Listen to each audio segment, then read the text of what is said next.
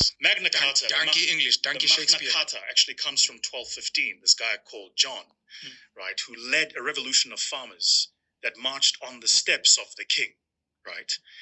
And the reason they marched on the steps of the king was because at the time in England, in the 1200s, say, there were people who were in the House of Lords because they owned a certain amount of land. That's why when you own land, you're called a landlord. Boom. Silap. So anyway, and what was happening is these landlords had peasants living. It's an impolite term, but that's how history is written.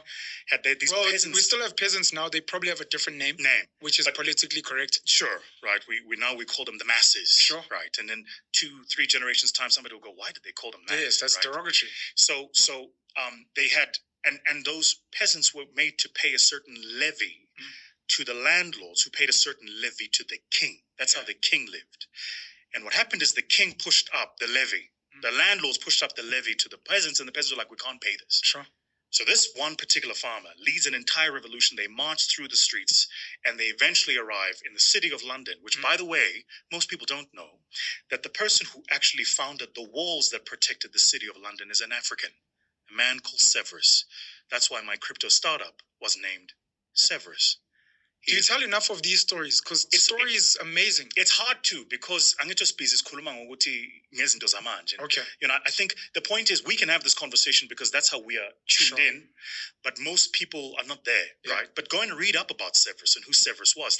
Literally the walls that were formed around what then became London were built by an African. Yeah. Without that African, those walls of London would not have existed. And he did so to protect London from all the other, kind of tribes that are trying to attack it. The point I'm making is this. So all of this is happening. This guy marches on the street, he basically gets to the steps of the king. The king is forced to now sit with these people, and they're like, look, chief, if you don't change the rules, you're out. Sure. And they force him to write a charter. The Latin for it was a Magna Carta. Beautiful. The Great Charter. That charter is the foundation of some of the rules and laws we hold to be true in society today. It was the first time it was written on paper that all men are created equal, that all men will be presumed innocent until proven guilty by the law. It was the first time those ideas were written on paper, ideas we live by today. For me, all of this is important because I don't understand how you function in a society with a set of rules and you don't understand their genesis. Yeah. This is why a lot of people find it difficult when you say, but that thing doesn't work anymore. Sure. We're so harped up on tradition and we're not willing to adapt to innovation because we've convinced ourselves that the way it was done is the best way for it to be done. That's why everybody today is talking in South Africa about you to have direct candidacy running for public office, right? Why must you have political representation?